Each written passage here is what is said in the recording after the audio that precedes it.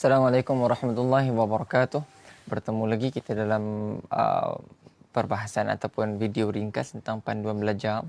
Dan saya buat video macam ni kerana saya nak bagi sedikit panduan para pelajar jika rasa lemah ke, buntu ke.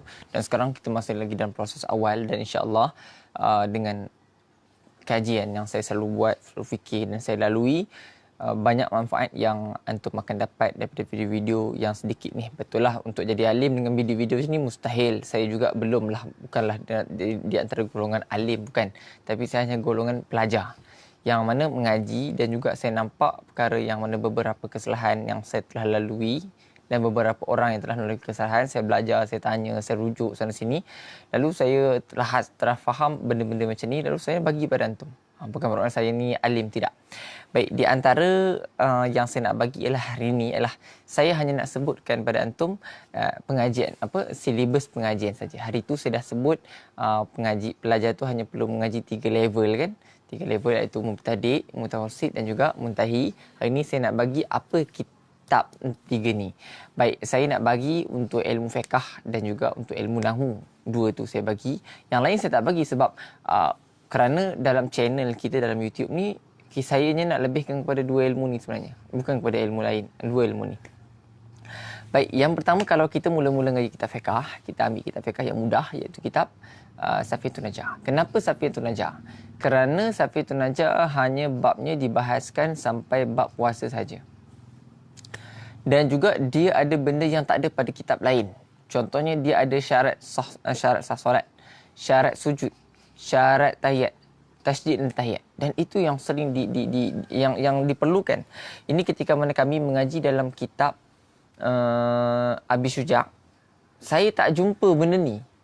Sehingga kan guru kami akan kata nanti itu tengok kepada syarah. Saya mengaji tempatan tu saya perlu kepada syarah. Dan itu satu perkara yang agak meretihkan bagi saya.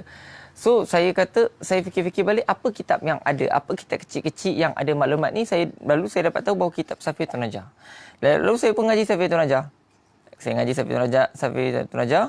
Habis Safiyyatun Najah saya dah terbentuk satu benda dah. Benda yang ibadat yang senang dan juga penting. Dah dapat dah kat otak. Untuk kita seterusnya ngaji kitab Muqaddimah Al-Hadramiyah. Kenapa? Kitab Muqaddimah Al-Hadramiyah tak ada apa yang ada dekat Safiyyatun Najah. Tapi masail dia tak ada dekat Safiyyatun Najah. Masail Muqaddimah Al-Hadramiyah penting. Orang tu dah menguasai Safiyyatun Najah. Dia faham dah bentuk. Dia faham dah fiqh secara umum, lalu datang ke sedikit masail. Muqaddimah Hadramiyah, itu. Muqaddimah karangan Syekh Abba Fadl. Lepas Muqaddimah Hadramiyah, terus naik kepada matan Abi Syuja'. Sama ada kita nak baca Fathul Qarib, maka itu lagi better. Cuma ambil masa yang panjang. Ataupun kita baca matan ni saja, itu matan Abi Syuja'. Tapi syarah tu guru perlu untuk banyak ambil daripada Fathul Qarib. Gitu, itulah. Adapun kalau guru nak baca Fathul Qarib, maka itu lebih aula. Itu yang ketiga. Itu dah masuk. Tiga-tiga ni ada level mubtadi', yang mana perlu sangat-sangat. Lalu kita akan naik kepada level mutawassit dengan satu kitab sahaja yang saya cadangkan, iaitu kitab Umdatus Salik wa Uddatun Nasik. Itu kitab yang sangat terbaik, bab ibadat dan juga bab lain biasa-biasalah. Biasa-biasa dan juga masail dia sangat banyak. Sebab tu saya cadangkan agar kita baca Fathul Qarib baru baca Umdatus Salik. Gitu. Sebab ada benda yang kedua ni akan dibantu, saling membantu. Yang terakhir adalah kita baca kitab Minhajul Talibin, sama ada dibaca secara matan ataupun dibaca secara dengan syarahnya. Dan syarah yang terbaik sebenarnya untuk dipelajari adalah Mughnil Muhtaj. Tetapi kalau lah nak mudah sikit, bacalah kitab syarahnya itu Kanzur Raghibin karangan Imam Al-Mahalli. Selepas habis ni, adakah seorang tu akan menjadi seorang yang faqih? Jawapannya tidak sama sekali. Dia hanya baru mengetahui, kita panggil satu bentuk pengajian. Sudah memahami, kita panggil apa?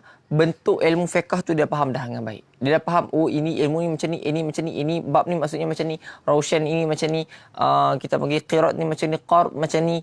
Dia dah faham bentuk macam tu. Seterusnya untuk menjadi faqih, untuk menjadi mahir adalah dengan cara kita buat apa?